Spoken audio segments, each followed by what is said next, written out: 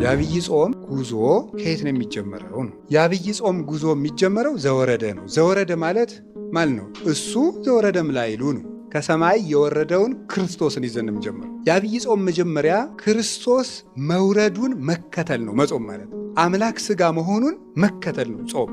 እንደኛ ቤተክርስቲያን የሚያስደንቅ ቤተክርስቲያን የለም። በእውነት ቤተክርስቲያን አንዲት ናት። ግን በመዋቅር ደረጃ በኢትዮጵያ ኦርቶዶክስ ተዋሕዶ ቤተክርስቲያን ያለው ስርዓት ድንቅ ነው። ይሄ የሆነው ደግሞ በታላቁ መብራታችን በቅዱስ ያሬድ ምክንያት ነው። እና ዘወረደ ብሎ የሰራልን እሱ ነው። ጾሙ ከዚህ ጀምር ተገልጦለት ነው። ሌሎቹ ዘወረደ አይሉትም፣ ሌላ ስም ነው ያለው በሌሎች አብያተ ክርስቲያናት ስም። የእነሱም ድንቅ ነው። እግዚአብሔር በየስልቱ ይመለካል። ሃይማኖት እስካለ ድረስ ነውር የለውም። ዘወረደ ብለን የምንጀምረው እኛ ነን። ስለዚህ አብይ ጾም ከየት ነው የሚጀመረው ሲባል ከእግዚአብሔር ልጅ መውረድ ነው። አብይ ጾምን መጾም ማለት የእግዚአብሔር ልጅ እግዚአብሔር ወልድ ወደዚህ ዓለም የመጣውን መውረድ አድንቆ በዚያ ተመስጦ መኖር ነው። አሁን እየጾምን ይመስላችኋል? የመጀመሪያዎቹ ክርስቲያኖች ክርስቶስ ወደዚህ ዓለም የወረደበትን ምስጢር ለማድነቅ ብለው አብይ ጾም ሊገባ ሲል ዮርዳኖስን ተሻግረው በረሃ ሄደው 40ውን ቀን ሰንብተው የሆሳዕና ዕለት ነበር መልሰው የሚገናኙ። በሐዋርያት ዘመን የነበሩት ማለት ዳቧቸውን ቋጥረው ዮርዳኖስን ተሻግረው በረሃ ሄደው ሁሉም ለየብቻው ሆኖ የክርስቶስን ወደዚህ ዓለም መምጣት እያደነቀ ከርሞ የሆሳዕና ይገናኛል። ስለዚህ በክርስቶስ ሰው መሆን መደነቅ ነው። ዘወረደ ገባ፣ ጾም ገባ ሲባል ዘወረደ ስንል እግዚአብሔር እኮ እኛን ለማዳን መጣ ብሎ በዚህ ተደንቆ ጾሙን መጀመር ነው። እግዚአብሔር ወደዚህ ዓለም መጣ የሚለውን እንዲደንቀን መሆን ነው። ደንቆን ከጾም ነው ጥሩ ነው። እንዲደንቀን አንድ ሁለት ነገሮች እንደው ሊቃውንቱ ከተናገሩት ልንገራቸው እስቲ። እግዚአብሔር አብ ወደ እግዚአብሔር ወልድ ወደዚህ ዓለም መምጣቱን ይዘን መደነቅ ነው። እና እዚያ ጋር የምናደርገዋል። አሁን በዘወረደ ሳምንት ማድረግ ያለብን ነገሮች አሉ። በዘወረደ ሳምንት የመጀመሪያው ማመን ማድነቅ ነው። የምናደንቀው ሰው ሁኖ ወደዚህ ዓለም የመጣበትን ምስጢር ነው። ቅዱስ ዳዊት ምን ብሎ ነበር የተናገረው? አጽነነ ሰማያተ ወረደ ነው ብሎ ነው የተናገረው። የሚያስደንቅ ነገር ነው። ለምንድን ነው ሰማይን ዝቅ ዝቅ አድርጎ መጣ የሚለው? እስኪ በሉ። ሰማይን ዝቅ ዝቅ አድርጎ መጣ። አንድ የበረሃ መነኩሴ የተናገረውን ንገራችሁ። ለሰው ልጅ ደግሞ ትሕትና ምንድን ነው አለ። እኔ በጣም ነው የሚደንቀኝ የዚህ መነኩሴ ንግግር ስሰማ። ለሰው ልጅ ትሕትና አይገባውም። ለሰው ልጅ የሚገባው አቅሙን ማወቅ ነው። ምክንያቱም አፈር ትሕትና የለውምና ይላል። ምክንያቱም አፈር መጀመሪያ ምን ያደርገ ነው? የወደቀ ነው። አፈር ወዴት ዝቅ ይላል? ትቢያ አይደለ? አንተ የተፈጠርከው ከምንድን ነው? ከአፈር ነው። አንተ ትሁት ልትባል አይገባም። አንተ አቅምህን ነው ማወቅ ያለብህ። ትሁት ሊባል የሚገባው ማን ነው? ክርስቶስ ነው። ካለ ማንነቱ ወደማይመጥነው የመጣ እሱ ነው። እኛ ሁሉ ነገር ዝቅ ብንል ይመጥነናል፣ መጠናችን ነው። ብንሰደብ መጠናችን ነው። ብንታማ መጠናችን ነው። መሬት ላይ ብንቀመጥ መጠናችን ነው። ለሱ ግን ሁሉ የማይመጥነው ነው። ሁሉ ያለው የሌለው ሆኖ ሲመጣ ነው እንጂ ትሕትና ደግሞ ሰው ምን ትሕትና አለው ይላል። አፈር ትሕትና አለው እንዴ? ሰው እኮ በነገራችን ላይ ነፍሱ ወደ ክርስቶስ እየቀረበች ስትሄድ የራሱ ባደድ ከራሱ እንትን ነው የሚወጣ። እዚህ ቅርፍት ታውቃላችሁ? የእንቁላል ቅርፍት። ከዚያ ቅርፍት መውጣት ነው የሚጀምረው። ነፍሱ ትበራለች። አሁኛ እኮ ትንንሽ ነገር በተነካን ቁጥር የምንበሳቸው የት ውስጥ ነው ያለ ነው? አሁን እዚያው ቅርፊት ውስጥ ነው። እዚያው ቅርፊት ውስጥ ስለሆን መንደፋደፍ ነው እዚያው ውስጥ። እንዲሁ መንፈስ ቅዱስ መቼ እንደሚፈለፍለን እግዚአብሔር ይርዳን። በእውነት እዚህ ቅርፍታችን መቼ እንደሚያወጣል እዚያውን ምንደፋድ። ሰው ነፍሱ ወደ ክርስቶስ እየተጠጋች ሲሄድ ከራሱ ማዕቀፍ ከራሱ አጥር ያወጣና ክርስቶስን እያየ መደነቅ ነው። የራሱን ነገር እየረሳ ነው። የኋላውን እየረሳ ወደፊት ምን እላለሁ ያለ ቅዱስ ጳውሎስ፣ እረሳለሁ። የኋላውን እረሳዋለሁ፣ ወደፊት ነው የሚሄደው። ራሱን የሰራውን የራሱን ታሪክ እየዘነጋ አይኑ ክርስቶስ ላይ ነው የምታረፈው። ዘወረደ የሚባለው ሰማይን ዝቅ ዝቅ አድርጎት መጣ ነው። በጣም ነው የሚገርመኝ። ዝም ብላችሁ አስቡ። ሰማይን ዝቅ ዝቅ አድርጎ አንተ አሁን ምን ዝቅ ታደርጋለህ? ሰማይ የለ ምድር የለ፣ ምንን ነው ዝቅ የምታደርገው? እኔም ማለት እኮ ነው አንተ ስል በነገራችሁ ላይ ሁላችንም ምን የናው እኔ ዝቅ ማለው ምናችን እናደርጋለን? እኛ ዝቅ ያላለ ምን ኑሮን ምናችን ነው ዝቅ የሚለው? ሰማይን ዝቅ ዝቅ አደረገው እኮ ያለው ምንድን ነው ቅዱስ ዳዊት የሚለው? አረ ልብ በሉ እያለ እኮ ነው። ምኑን ነው ዝቅ ዝቅ ያደረገው? ትልቅ ነገሩን እኮ ዝቅ አድርጎት መጣ ነው። ሰማይ እንጂ ሰማይን ይዞ ተዚህ ወርዶ አይደለም። ሰማይ ወደዚህ ዝቅ ቢል አትደነቁ? አሁን የሰማይ ዝቅ እያለ ቢወርድ አይደጋቸው? ክርስቶስ ከዚህ በላይ የሆነ ነገር ነው ዝቅ አድርጎ ይመጣ። ልዕልናውን ዝቅ አድርጎ ምልአቱን ወስኖት ርቀቱን አግዝፎት ዝቅ አድርጎ ሰማያት ያላቸው እነዚህ ናቸው። ምልአቱ፣ ስፋቱ፣ ርቀቱ፣ መንግስቱ፣ እበዩ፣ ልዕልናው ብለው 7 ያደርጓቸዋል ሊቃውንቱ። እነዚህን ነው ዝቅ ያደረጋቸው። ንጉሥ እኮ ከድሃ ቤት ምሳ ሲበላ ብናየው አይደንቃችሁ? እፎ ቤተ ነዳይ አደረክም ምስኪን ነው። እንደ አንድ ንጉሥ እንዴት ያሉ ንጉሥ ናቸው! ቆሎ እኮ በሉ ተብለው ይደነቃል። እኔ ቤት እኮ ቅራሪ ቀመሱልኝ ተብሎ ነገ የሚፈርሰው ሰውዬ በሶስተኛው ቀን ብንሄድ አፍንጫችን ይዘን የሚያስመልሰን ሰውዬ እኮ ነው ንጉሱ ነው የሚደነቅ። ክርስቶስ ዝቅ ብሎ በእኛ መንደር ሲመጣ አይገርማችሁ? የእኛን ልብስ ለብሶ እንደኛ እያለቀሰ እንደ ሕፃናት ታች ወከመ ሕፃናት በከየ እንደ ሕፃናት እያለቀሰ ሰው ታቅፎት እንዲያው ጾም እኮ ነው። ይሄ ነገር ነው ዘወረደ ጾሙ እዚህ ነው የሚጀመረው። በዚህ ስትመሰጥ ጾሙ ደስ ይላል ማለት። ይሄንን ነው ሊቃውንቱ ያደነቁት። ዘያገምሮ መካድ አግመረቶ ድንግል። ቦታ የማይወስነውን አምላክ ማን ወሰነችው አለ? ድንግል ወሰነችው። ባይል ዘይሁብ ብኢለ ኮነነ ዳይ በእንተ ሥርዓተ ትስብእት። ለሁሉ ሀብትን ባለጸጋን የሚሰጥ እሱ ሰው ስለመሆኑ ምን ሆነ አለ? ድሃ ሆነ። ከምዕባል አነ በንዴተ ዚአሁ። በሱ ድህነት እኔ ባለጸጋ እሆን ዘንድ እርሱ ስለ እኔ ድሃ ሆነ። ቦታ የማይችለው አምላክ እርሱ አንዲት ድንግል ታቀፈችው። ነሳይኩ አርአያሁ ወያቀብክዎ። እሱ መልኩን ሰጠኝ እኔ ግን አልጠበቅኩትም ነበር አለ። ነሳ ስጋዬን የኔን ስጋ ለብሶ መጣ። ወረሰየው ለስጋዬ ዘይመውት። የኔን ስጋ የማይሞት የማይፈርስ የማይበሰብስ አደረገው ይላል ቅዱስ ጎርጎርዮስ ሃይማኖተ አበው ምዕራፍ 61 ቁጥር 34 ላይ ሲናገር። ይሄ ነው የሚያስደንቅ። ቦታ የማይችለው ጌታ በአንዲት እዚህ ታገሰ ለተጸንሶ ይለዋል ቅዱስ ቄርሎስ። ቦታ የማይችለው አምላክ ከእናቱ ሆድ 9 ወር ከ5 ቀን ታግሶ በቅታው ቁጭ ሲል ያድንቀል፣ ያስደንቃል። እናቱም ትደንቀናለች፣ እሱም ያስደንቀናል። ከርሰ ድንግል አቤ ወተለዓለም ሰረገላ ኪሩቤል ወተሰብሐም ሱራፌል ይላል አባ ጊዮርጊስ። የእመቤታችን የቅድስት ድንግል ማርያም ማኅፀን ከኪሩቤል ሰረገላ በለጠ፣ ከፍ ከፍ አለ፣ ሱራፌልንም ላቃቸው ይላል። እንዴት ያለ ማኅፀን ነው! የእሱ መውረድ የእሷ መወሰድ የሚያስደንቅ።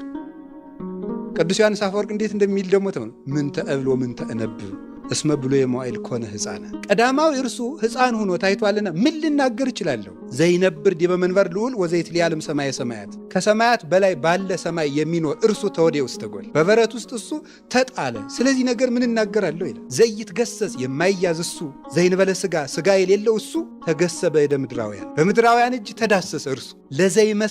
ለዘይመትር ማይሰራ ኃጢአት ጠብለልዎ በአጽርቅት። ታድገለከ ኃጢአትከ ታድገለኪ ኃጢአትኪ እያለ የኃጢአትን ማሰሪያ የሚቆርጠውን በጨርቅ ተጠቀለሉት።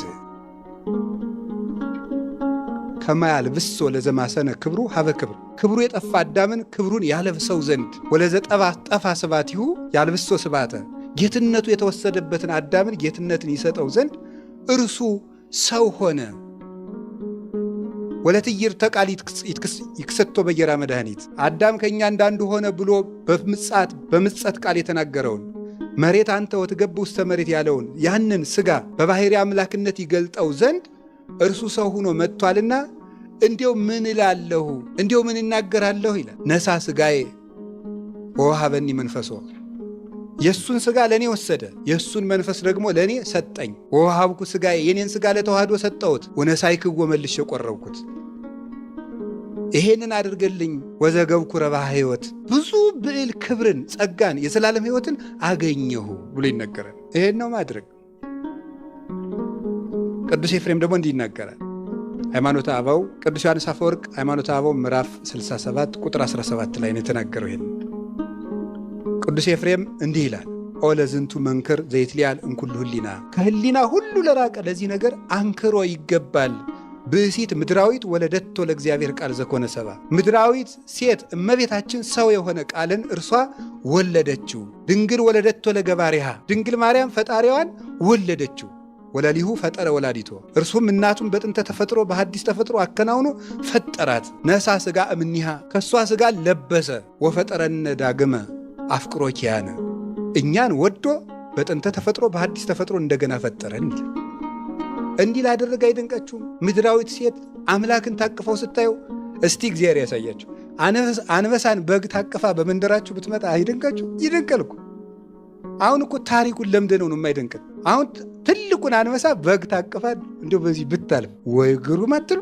ሞ አንበሳ ዘምነጎደ ይሁዳ፣ ከነገደ ይሁዳ የተወለደው ያ በላም የተመሰለውን ሰይጣን የሚሰብረውን አንበሳ ታቀፈችው። ጥቀ እጹብ ውቃፌ አንበሳ ባብራ ከበግት ሰዓዳ እሳት ወበረድ ሀብሩ ባህድ ሁላው ይላል አባ ጊዮርጊስ። ኧረ ጎበዝ ልብ በሉ ይላል። አንበሳውን እኮ በግ ታቀፈችው። በረዶና እሳት አንድ ላይ አደሩ። አይደንቃችሁም እንዲህ ይላል። ይሄ ነው የተደረገው። ቅዱስ ያዕቆብ ዘስሩግ እንዲህ ይላል። ሃይማኖተ አበው ምዕራፍ 88 ቁጥር 8 ላይ ሲናገር ማለት ነው። አንከሩ ሐራ ልዑላን እለያስተርእዩ በአካል የማይታዩ በግዘፍ የማይዳሰሱ መላእክት ጌታን ተወልዶ በግዘ ሕፃናት ሲያለቅስ በሰው አካል ሲመላለስ ባዩ ጊዜ ፈጽሞ ደነቃቸው። ርዕዱ ለአይካኒሁ በመካን ልዑል ሶበርኢወን ዘይትለአክ ለአርዳኢሁ። በልዑል መካኑ አንድም በልዑል ባህሪው የሚያገለግሉት መላእክት ደቀ መዛሙርቱን ሲያገለግል ባዩት ጊዜ ደነገጡ ይላል። እግር ሲያጥብ ባዩት ጊዜ ደንገጹ ብርሃናት ሶበርኢዎ ለእሳት ግሩም እሳት የሚሆን እርሱን በትሕትና ሆኖ ጨርቅ ታጥቆ አገልድሞ ውሃ በንብቲር አድርጎ እግር ሊያጥብ ባዩት ጊዜ እነዚህ ደነገጡ። አንከሩ ወተደሙ ላይካነ አውሁ እምነ ወልድ ለዘመጻ ከመይኩን ገብረ። ያገለግል ዘንድ ባሪያ ሊሆን ሊገዛ ሊወጣ ሊወርድ የመጣ ወልድን ባዩት ጊዜ የአባቱ አገልጋዮች መላእክት አደነቁ ይላል። ደነገጡ፣ በመደመም ተያዙ፣ አዘኑ። ወይ ጉድ ይላል። ክርስቶስ ወደዚህ ዓለም መጣ ሲባል የምታዩት ነገር አለ። ምንድን ነው የምታዩት? አንደኛ ኃጢአታችን ምን ያህል ከባድ እንደነበር ተመልከቱ። እግዚአብሔርን ከሰማይ ያስወረደ ኃጢአት ነበር የሰራል። አንድ መልአክ የማይመልሰው ኃጢአት ነበር የሰራል። ምን አንድ መልአክ፣ መላእክት ሁሉ ተደምረው ሊመልሱት የማይቻል ኃጢአት ነው የሰራ ነው። እግዚአብሔርን የሚያስወርድ ኃጢአት ሰርተን ነበር። የዕዳችን መጠን ተመልከቱት። ሁለተኛ እንደዚህ ያለነውን ደግሞ ምን ያህል እንደሚወደን ለማሳየት ነበር። ርዩ መጠን አፍቀረነ እንዘ ጸሩነ ይህነ ለእግዚአብሔር ተሳሃለነ በሞተ ወልዱ። እግዚአብሔር ምን ያህል እንደወደደን ተመልከቱ አለ ቅዱስ ጳውሎስ። ጠላቶቹ ነበርን እኮ ግን ወደደን ያለ አኮ በአምጣነ ጌጋይነ ዘኮነና ሐሳበ ጸጋሁ ለእግዚአብሔር። የእግዚአብሔር የመረቱ የቸርነቱ ብዛት መጠን እንደ በደላችን መጠን አይደለም የሆነብን። ስንጠላው ወደደን፣ በልጁ ሞትም ታረቀን። ይውላችሁ ኢየሱስ ክርስቶስ ወደዚህ ዓለም በመምጣቱ የነገረን ይሄንን ነበረ። ከካህሊነቱ ይልቅ ፍቅሩ ነበር የቀደመበት።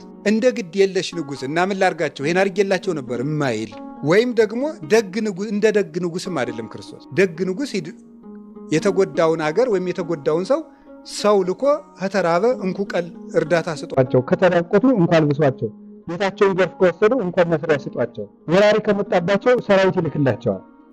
ክርስቶስ ግን አንዱን መልአክ ቢልከው ይችላል። ሄድና ፍታው ቢለው ይፈታዋል። ሲኦልን ሄድና በርብርሃና ቢለው፣ ሚካኤልን ቢልከው ይችላል። ገብርኤልን ቢልከው ይችላል። ሰራዊተ መላእክትን ቢልካቸው ይችላል። እሱ ብቻ አይደለም፣ ማንንም ሳይልቅ ያለበት ቦታ ሆኖ ተናግሮ አይደለም፣ ቢያስብ ራሱ ከሲኦል መውጣት እንችላለን። ይውጡ ብሎ ዝም ብሎ ቢያስብ፣ ያን ግን አላደረገው። ከካህሊነቱ ይልቅ ምኑን ማሳየት ነው የፈለገው? ፍቅሩን ማሳየት ነበር። እንደዚህ እንኳን አርጋችሁኝ እወዳችኋለሁ ማለቱ ነበር። እስኪ በሉ እንደዚህ እንኳን አርጋችሁ ይበሉ። ምን እላችኋለሁ ለማለት ነው የመጣው? እወዳችኋለሁ። ፍቅሩን ሊያሳየን ነው የመጣው። በመንግስቱ ላይ ተነስተንበት እኮ ነው። ሰርቀነው እኮ አይደለም፣ ሰርቀን አይደለም እኮ፣ ዋሽተን እኮ አይደለም። የሰራነው በደል እኮ በምኑ ላይ ነው የተነሳ ነው እንዴ? እናንተ አምላክ ትሆናላችሁ መባል ማንን ገልብጠው ነው አምላክ የሚሆኑት? ወጉኩ ቀሉ የዋን ምኞቶ እኮ ቀላል መስሏቸው። አምላክ ከሆነች ወይ እግዚአብሔር እኩል ናት ወይ ደግሞ እሱን ታጠፋለች ማለት ነው። በእሱ ሐሳብ በዲያብሎስ እና በእሷ ይሄን እንዲወደን ለማጠየቅ ነው የመጣው። አንድ የሚያሳየን ይሄ ነው፣ የኃጢአታችን መጠን ምን ያህል ከፍ ያለ እንደሆነ። ሁለት እሱ ምን ያህል እንደወደደን። ሶስተኛ የሚያሳየው ሰው ምን ያህል ክቡር እንደሆነ፣ ሰው ምን ያህል ክቡር እንደሆነ ያሳየ። ምን ትዑቱ ሰብ ከመትስክሮ ወምን ትዑቱ ጓለ እመሕያው ከመትሐውጾ። ሰውን ሰው ሁነ ሥጋ ለብሰህ በምሕረት ትጎበኘው ዘንድ ሰው ምንድን ነው? እንዲሁ ሰው ምንድን ነው? አንተ ሰው እንድትሆንለት ሰው ምንድን ነው? ቸርነትህ ነው እንጂ ማለት ነው። ቅዱስ ዳዊት ይሄን ነበር ያለ መዝሙር 8 ላይ። ሰው ምንድን ነው? አንተን ሰው ያደርግሃል እንደው ቸርነትህ ነው እንጂ ሰው እንድትሆንለት እንደው ሰው ምንድን ነው? ሰው ክቡር። የቅዱስ ዳዊት አንክሮ ነው፣ ጥያቄም አንክሮው ሰው ምን ያህል ክቡር ቢሆን ነው አንተ መጥተህ ምን ያልክለት ማለት ነው። አንዱ ፍቹ የሞትክለት። አንተ በአንተ ደም የተገዛ ሰው ምን ያህል ክቡር ቢሆን ነው እንደማለት ነው። እረ ሰው ምን ያህል ነው? ይገርማችኋል። አንድ ሰው ሀብታም ቢሆንና ምን ያህል ቢወዳችሁ ምን ሊያደርግላችሁ ይችላል? በግ ሊያርድላችሁ ይችላል። ክርስቶስ በግ አይደለም ያረደ፣ የገዛ ስጋውን ነው የሰጠን፣ የገዛ ደሙን ነው የሰጠን። ዘወረደ ማለት ይሄ ነው። እኛን ሊያድነን እንዲህ ብሎ ከሰማያት ወረደ።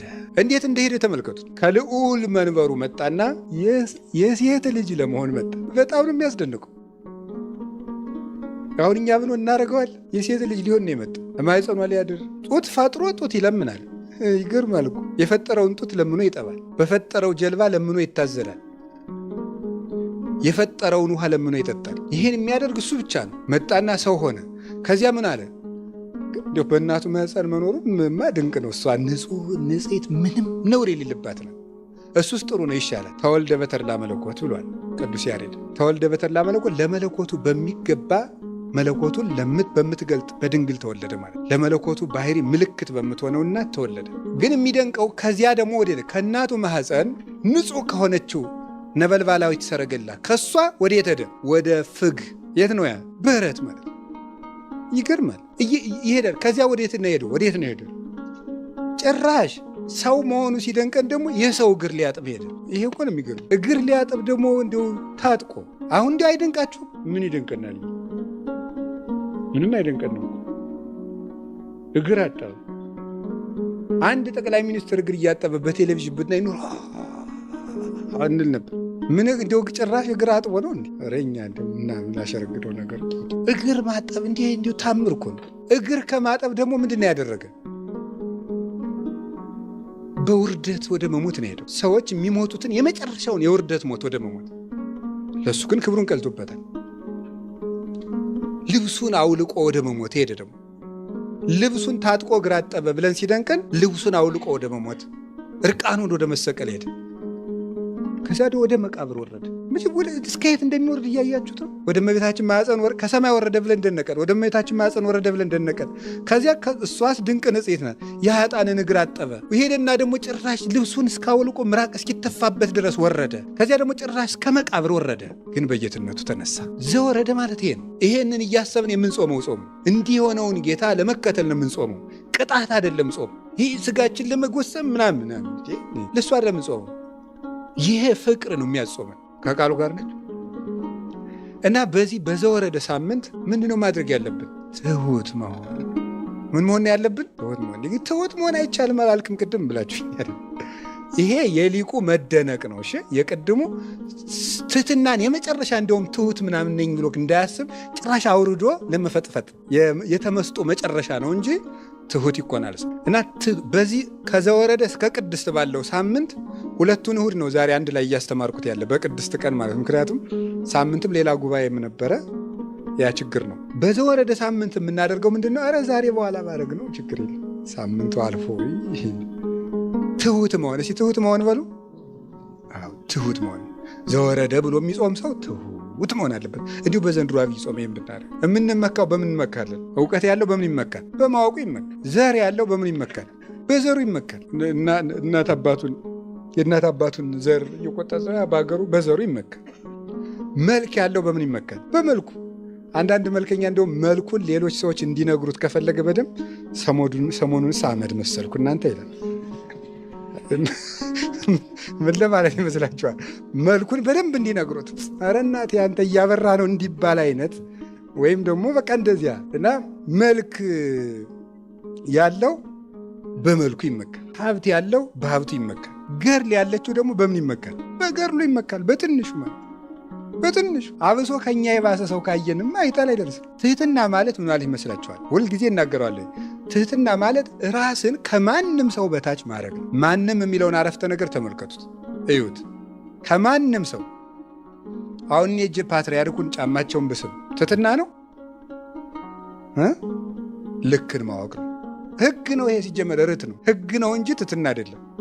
እና ድሮ ስላልስም ነው ፓትርያርክ አባት ይመስለዋል። ይሄ ትህትና አይደለም። ኤጲስቆጶስ ለጳጳስ፣ ጳጳስ ለፓትርያርክ፣ ደቀ መዝሙር ለመምህሩ፣ ልጅ ለአባቱ የሚያደርገው ትህትና ይባላል። ትህትና የሚባለው ከእኛ ለሚያንስ ሰው የምናደርገው፣ እኛ የያዝነውን ነገር ያልያዘ ሰው ስናይ፣ አንተ እየጾምክ ለሚበላ ሰው ትሁት ትሆናለህ ወይ ነው። እያወቅክ የማያውቅ ሰው ሲናገር ትሰማዋለህ ወይ? እሱ ነው እያወቅክ የማያውቅ ሰው። ትህትና የሚባለው እሱ ነው። ለትልቅ ሰው እየታዘዝክ ለትንሽ ሰው እምቢ አትልም ወይ? እኔ ሳዛችሁና መቸሰዝ የወንበሩ ስላለው ነው። የሆነ ደግሞ በቃ በእናንተ እይታ ተራ ሰው የሆነ ሰው ብታዙት ቢያዛችሁ እኩል ትሰማላችሁ? ሌላው ቀርቶ ስብከት፣ አሁን እኔ ስሰብክና እዚህ ደግሞ አንድ ሰው ተነስቶ ቢሰብክ እኩል ትሰማላችሁ? እኔ ትልቅ ነው አይደለም ጨዋታው። እኔ እንደዚህ አይነት ነገር አልልም፣ እግዚአብሔር ያውቃል እያልኩ ያለሁት እኛ በህሊናችን ምን ስለው ሰው አለ። መቼስ ከዚህ ስለተቀመጥኩ መምህር ልትሉ ትችላለን። ከዚህ ያነሰ ሰው የምትሉት በእናንተ ግምት የምትሉት ሰው አንቁሞ ዛሬ የሚያስተምረን ቢባል ዝም ብሎ አንድ የሆነ ሰው ማለት ነው ምን ትላላችሁ ነው? ይህ እኮ ነው ችግራችን ማለት። ቀድመን ሰው እንደማይረባ እንወስንበታለን። ልቡን ማን እንዳሳየን አላውቅም። ይገርማል እኮ እገሌ እስከዚህ ነው ብለን ልኩን አውጥተን ሰፍረን 80 ኪሎ 100 ኪሎ ብለን ራሳችንን እንደምረን ቀንሰን ጽፈን እንጨርሳለን። ከዚያ በኋላ አንሰማም። አንዳንድ ጊዜ ከኛ ከናቅናቸው ሰዎች እውነት ይገኛል። ሶስና ስትገደል ታውቃላችሁ፣ ልትገደል ተብሎ ሲፈረድ አንድ ወጣት ልጅ አይደል እኔ ከዚህ ሴት ከደሟ ንጹሕ ነኝ ያለ ከረበናቱ ሁሉ ይልቅ ዝም ብሎ ከወጣቶች ጋር ያለ አንድ ልጅ እስከዚያ ተሰምቶ የማያውቅ ልጅ ማን ነው? ዳንኤል ነው። እዚያ እኮ ነው ልዕልናው የተገለጠ። እስከዚያ ድረስ የለም። ሁሉ ሰው በሀገር ያለው ሕዝብ ሁሉ ሶስና ትገደል ትገደል ትገደል ትገደል ብሎ ወስኗል። ያ ሰው ምና እኔ ከደሟ ንጹሕ ነኝ ምንድን ነው ያሉት? እስኪ በል እንስማ። እስመ እግዚአብሔር አልሐቀከ በማእከሌነ፣ እግዚአብሔር ከእኛ በላይ አድርጎሃል፣ እስቲ ተናገር አሉት። ቆይ እኔ ልፈትናቸው እነዚያን ሰዎች። ፍት ገለጠ ማለት ነው። እውነት ከማን እንዳለች ከትልቅ ሰው ይሁን ከትንሽ ሰው፣ ከለበሰ ይሁን ከተራቆተ፣ ከተሾመ ይሁን ከተሻረ፣ እውነት ከሁሉም ሰው ትመጣለች። ጆሮን ለማንም መክፈት፣ ዓይንን ለሁሉም ሰው ለአንዱ ከፍ ለአንዱ ዝቅ አለማድረግ፣ ራስን ከሰው ጋር አለማነጻጸር፣ ለገሌ እንዲህ ተደርጎ ለእኔ ሳይደረግልኝ አለማለት፣ አዎ ለገሌ ይገባል ለእኔ ይገባኝ ማለት፣ ነቀፋን በምስጋና መቀበል፣ ትልቅ ቦታ ሳይሰጠኝ አለማለት ትሕትና ነው። እስቲ ለክርስቶስ የቀረበ ወንበር አምጡ አለ ነገሩ እንጂ አለ ወይ? እስቲ ክርስቶስ የተወለደበትን የወርቅ አዳራሽ አምጡት አለ? የለም። እኛ እንኳን በአቅማችን እኮ ስሞት በዚህ ገንዙኝ እንላለን። እሱ ለአሟሟቱ እንኳን ክብር ሰጥተውታል እንዴ? አልሰጡትም እኮ። በዝቅተኛ ኑሮም ልንኖር እንችላለን። መከራን በምስጋና መቀበል። አንዳንድ ጊዜ በጎ እየሆንኩ ለምንድን ነው መራራ ነገር የሚገጥመኝ ልንል እንችላለን። ክርስቶስ ውሃ ለመነ። የሰጡት ምንድን ነው? ሐሞት ነው። ከዚህ ዓለም ውሃ ስትለምኑ ሐሞት ሊቀርብላችሁ ይችላል። የዓለም እንደዚህ የሰጠነውን አይሰጠንም፣ የጠየቅነውን አያመጣም። ግፍ ነው የሚሰጠን ዓለም። ይሄ ነው ዘወረደ ማለት ይገባኛል ብሎ በምስጋና መቀበል ማለት። እኔ በልጥ ነው ዓለምን የፈተው ዘወረደ። እስኪ ዘወረደ በሉ። የዐቢይ ጾም ጉዞ በምን ይጀመራል? በምን? በትሕትናት ወርዶ ነው የሚጀመረው። በትሕትና ይጀመራል። የልዕልና መጀመሪያው ትሕትና ነው። ለዚህ ነው አባቶቻችን ምን ይላሉ? ትሕትና የትሩፋት ሁሉ ምንድናት ይላሉ? መሰረት ናት ይላሉ። ቤት ሲሰራ መጀመሪያ መሰረቱ እንደሚጣለው የጸና አለት የሚባለው ነፋስ ገብቶ የማይጥለው ቤት የሚባለው ትሕትና መሰረት ላይ የቆመ ሰው ነው። ትሑት ከሆንኩ ማን ይገፋል? ራስህን እኮ ከፍ ስታደርግ ነው ሰዎች ሁሉ የሚገዳደሩ እና የዐቢይ ጾም ጉዞ በትሕትና ይጀመራል። ትሑት ሆነን ምን ማድረግ አለብን ነው? ጾማችን ከሌላው ጾም የተለየ ንጹሕ መሆን አለበት ነው። አሁን ቀጥሎ በሁለተኛው ሳምንት የሚመጣው ምንድን ነው? ንጽሕና ነው። በመጀመሪያው ሳምንት ትሕትና ነው የሚመጣው። በሁለተኛው ሳምንት ንጽሕና ነው። ንጹሕ መሆን ራስን ማንጻት ነው። ራሳችን እንዴት እንደምናነጻቸው ራሱ ነግሮናል። ሶበ ትጸውሙ ኢትኩኑ ከመ መደላዋን እስመ እሙንቱ ይትመጸለው ወይቈጽሩ ገጾሙ ከመ ያእምር ሰብእ ከመ ጾሙ። ስትጾሙ እንደነማን አትሁኑ ነው ያለ? እንደ ግብዞች አትሁኑ። እነሱ ሰው እንደ ጾሙ ያውቅላቸው ዘንድ ፊታቸውን አጠውልገው ምን ይላሉ? ይታያሉና ነው። አንትሙሶ ሶበ ትጸውሙ ቅብኡ ርእሰክሙ ወሕጽቡ ገጸክሙ ከመ ያእምር ሰብእ ከመ ጾምክሙ።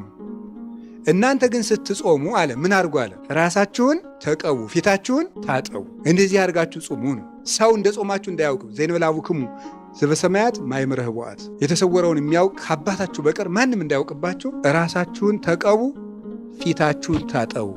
በሁለተኛው ሳምንት ክርስቶስ እንድናደርግ የሚፈልገው ንጽሕና ነው። የመጀመሪያው መንጻት ያለብን ከምንድን ነው? ከግብዝነትም። 3 ነገሮች ናቸው በዚህ ዕለት የታዘዝ ነው። እዚህ ወንጌል ላይ በዕለቱ በተነበበ ወንጌል ላይ በቅድስት የምናደርገው የመጀመሪያው ግብዝነት ይባላል። ግብዝነት ማለት ምን ማለት ነው? በመጽሐፍ ቅዱስ ግብዝነት 1 3 4 ፍቾች አሉት። ልንገራችሁ። ግብዝነት አንደኛ የሚናገሩትና የሚሰሩት መለያየት። ግብዝነት አይ መከራዬ ልናገረው የጨነቀኝ እኮ እኔም እንደዚያ ስለማልገኝ ነው። የሚናገሩትና የሚሰሩት ምንድን ማለት ነው? መለያየት ግብዝነት ይባላል። ለሰው ሲቆርሱ አያሳንሱ እንደማለት ያለ ምን ይላል? ይሄን ጌታ ሲናገር ዲበ መንበረ ሙሴ ነበሩ ለክሙ ጸሐፍቶ ፈሪሳውያን፣ በሙሴ ወንበር በሙሴ መምህርነት ጸሐፍት ፈሪሳውያን ተቀምጠው አሉላችሁ። ኩሎ ዘአዘዙክሙ ግበሩ፣ የሚያዟቸውን የሚያስተምራችሁን ስሩ። ወዘከመ ምግባሩ ሙሴ ይትግበሩ፣ የሚሰሩትን ግን ምን አትበሉ አለ? አትስሩ። የሚሏችሁን ስሩ፣ የሚሰሩትን እሳ አትስሩ። ምን አይነት ሰዎች ስለሆኑ እነሱ አለ ወያስሩ ጾረ ክቡደ ወያሰክምዎ ለሰብእ በመትከፍቱ ለሰው ጽኑ ሸክም አስረው ያሸክሙታል። ወለሊሆሙ ይለክፍዎ በአጽባዕቲሆሙ እነሱ ግን በጣታቸውስ እንኳ ምን አይሏትም አይነኳትም ይላል። ከግብዝነት መንጻት ነው። አፍኒ ወልብኒ ህቡረ ይመኑ አፍም ልብም አንዱ ነው ይመኑ እንደተባለ በኦሪት ዘዳግም ላይ 2 አይነት ሚዛን በቤት ውስጥ አታኖር ይላል። ይገርማል። ሊቃውንቱ የሚሉት ነገር ማነው እግዚአብሔርም ያለው ነገር ሊቃውንቱም አድርገው የሚተረጉሙትን ብትሰሙት ታምር ነው። ስንት አይነት ሚዛን ነው የሚለው? 2 አይነት ሚዛን። 2 አይነት ሚዛን ማለት ምን ማለት ነው? ለሌላው ምን አድርገህ የምትሰፍርበት ነው። ጠበቅ አድርገህ የምትሰፍርበት፣ ለአንተ አነስ አድርገህ የምትሰፍርበት ልብ አይኖርህ ነው። ለሌላው ይህን አድርጉ ብለህ ካዘዝክ ለአንተም ደግሞ ያኑ ሚዛን እኩል መዝነው ነው። ያው ንስሐ አባት 40 ሲሰጥ 40 ይሰግዳል። ታውቃላችሁ አይደል? አታውቁም? አባቶች እኮ ንስሐ አባት ሁኑ ሲባሉ ለምን እምቢ እንደሚሉ አታውቁም? መከራ አለዋ። እንዴት ብሎ ንስሐ አባት ይሁኑ ይመስሏችኋል? እናንተ ስግደት አላት እኮ። ካቃተው ቢያንስ 40 ከሰጠ ስንት ይሰግዳል? 20 ይሰግዳል ቢያንስ። ስለዚህ ስግደት ሰጥቶ ቁጭ የለም። አንዳንድ ጊዜ እንደው የቄስንም ድካም እንድታውቁት ብዬ ነው። በዚያው እናንተ እንደውም የምትባሸቁት ቄሱ ንስሐ ስቀጥራቸው ይጠፋኛል፣ ስሰማቸው በትክክል ስነግራቸው በትክክል አላዳመጡኝም ምናምን እንደዚህ በቃ ዝም ብሎ የመክበስበስ ጉድ ማለት ነው። ስንት ጉድ ነው ተሸክሞ የሚኖረው ሰው ቄስ እኮ። 2 አይነት ሚዛን በሰፈርከው ቁና ለራስም ስፈር፣ ከግብዝነት ንጹህ መሆን። አሁን ይሄን ወደ ባቀጣጥነው ብዙ ነገር አለው። ለምሳሌ እናንተ አሁን በሕግ በዳኞች በቤተክርስቲያን አስተዳዳሪዎች በመሪዎች በመምህራን ብቻ ልትወስዱ ትችላላችሁ። ለምሳሌ የሆነ ሰው በደላችሁት፣ እገሌ ይቅር በለኝ እንደው እንዲህ አድርጌ በድዬ ስሉት ኧረ ምንም ችግር የለም እግዚአብሔር ይቅር ይበለን ሲላችሁ ትወዱታላችሁ? ትጠሉታላችሁ? በጣም ጥሩ።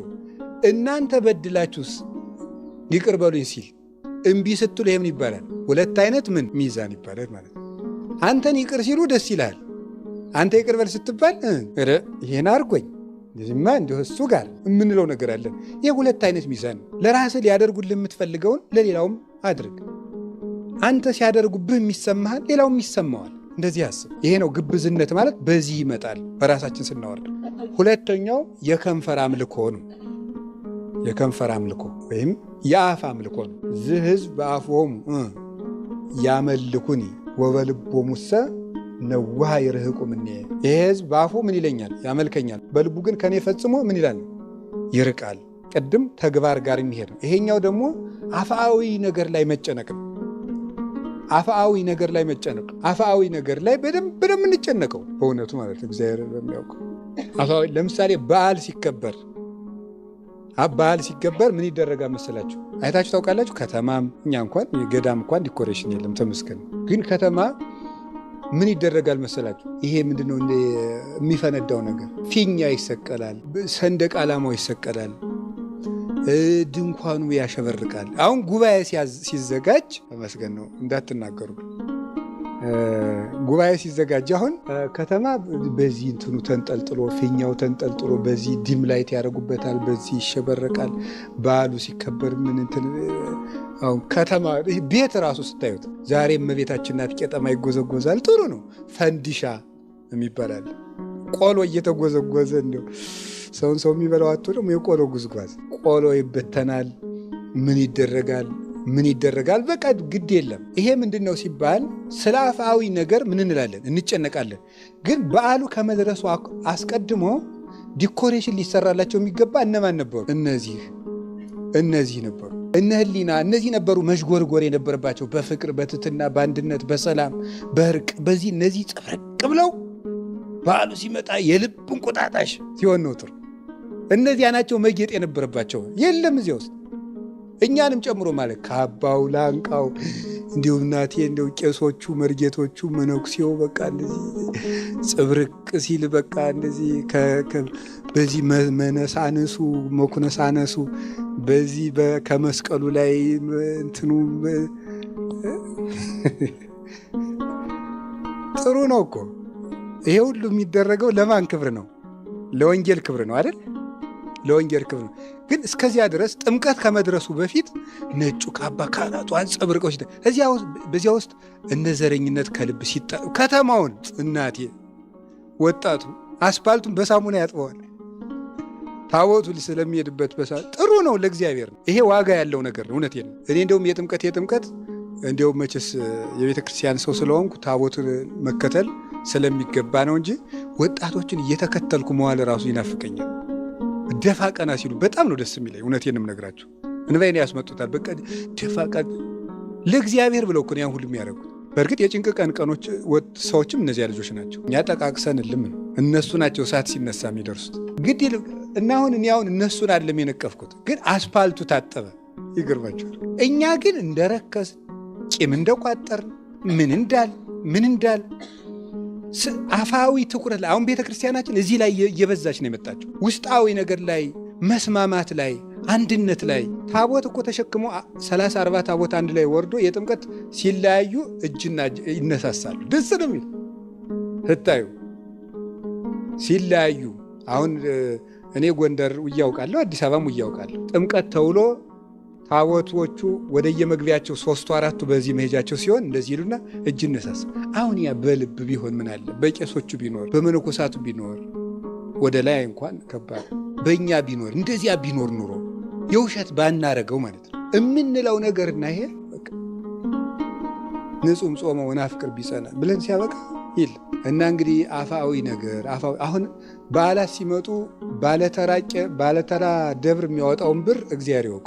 ለዚህ ዓመት ብቻ የሚወጣው ብር ስንት ዕዳ ያሳድራል። የመጋረጃው አይነት በመለዋወጥ በቃ ነጭ የነበረውን ዘንድሮ ቀይ እናርገው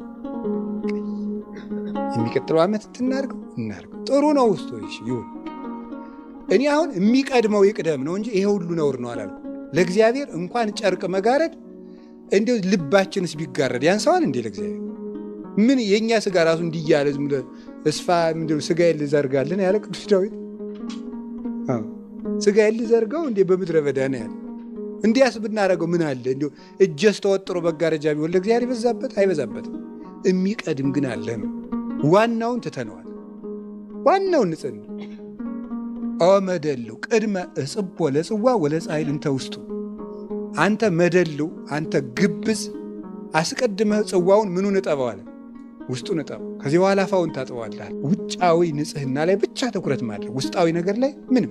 እንደዚህ ይሄ የከንፈር አምልኮ የአፍ አምልኮ እና አፋዊ አምልኮ እንደዚህ ያለው ነገር ምን ይባላል? ግብዝነት። ሶስተኛው ምን እያደረጉ ነው መሰላችሁ? ከሌላ ሰው ጋር የራስን ጽድቅ ማነጻጸር። ይሄ ምን ይባላል? ግብዝነት። ከሌላ ሰው ጋር ሉቃስ ወንጌል ምዕራፍ 18 ላይ ያለው ሰውዬ ማለት ነው ምንድን ያለ? ከፈሪሳዊ እዚያ ከቀራጩ ጋር ቆሞ ምንድን ያለ? ተመስገን ጌታዬ፣ እንደዚህ ሰውዬ ያላረከኝ፣ እኔ ቢያንስ ከሳምንቱ 2 ቀን እጾማለሁ። ያኛው ደግሞ ምን አለ? አንተን ቀና ብሎ እየማየት አልችልም ብሎ ዝም ብሎ እንዲህ ብሎ ዝም ብሎ እኮ ነው የቆመው እንደዚህ ብሎ። ያኛው ደግሞ ቀና ብሎ ድፍረቱ ኃጥአንን ፍየል አላቸው አለ። ፍየል ስትሄድ ምን ብላ ነው ያለ? ቀና ብላ ነው። ኃጥአንም ምኖች ናቸው ነው ያለ? ትዕቢተኞች ናቸውና ነው። ቀና ብሎ ደግሞ አደፋፈ እንደዚህ ሰውዬ ያላረከኝ ተመስገን፣ እኔ ስምህን እጠራለሁ እንደዚህ የሚል ሰው ሰብዛችሁ ታውቃላችሁ? ዘፋኞቹን በጭፈራ ቤት ሲያይ ያን ዱርዮች ምናምን ሲያይ ኧረ ተመስገን ጌታዬ ቢያንስ እንዲያው በሰንበት አስቀድሳለሁ ምናምን የሚል ሰው አለ። የሚሽሞረሞር ማለት እንደዚህ የሚባል ነገር የለም። ጸሎቱ ተሰምቶ የተመለሰ የትኛው እንደሆነ ታውቃላችሁ? የትኛው ነው? ዝም ያለው እንደዚህ ብሎ። እንዲሁም አባ ጊዮርጊስ ይናገራል። እንደ 2 ውሾች ይላል። 2 ውሾች እየሮጡ ሄደ። አንዱ በአፉ ምን ይዟል?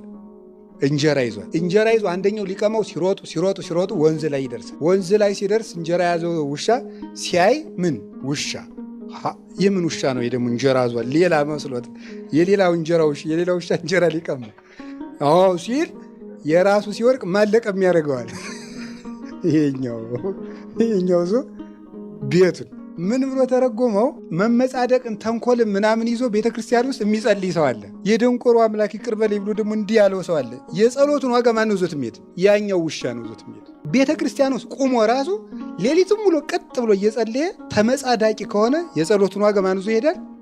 ጎኑ ዝም ብሎ ጌታዬ ማረኝ የሚለው እሱ ዞ ቤቱን። እንደዚህ የሚያደርግ ሰው ከጸሎቱ አንድ የሚጠቀም አይምሰለው ይላል አባ ጊዮርጊስ። እና እየተመጻደቅኩ ስለሆነ ጸሎቴን ላቋርጠው ብትሉኝ አታቋርጡት። ምክንያቱም ጸሎቱን ካላቋረጣችሁት ጸሎቱ ራሱ እንዲህ ከማለት ያድናል። ከምጽድቅ ቢያንስ ደግሞ ያድንና ሌላ ቀን ወደ መሰማት ያደርሳል። አንድ ዝም ብሎ ሞኝ ነው አሉ ሄዶ የድጓውን መምህር የንታ አቤት ድጓ ምን ያደርጋል እንዲህ ከማለት ያድናል አሉታል። ምን ድጓ ምን ያደርጋል ከማለት ያድናል ድጓ አሉታል።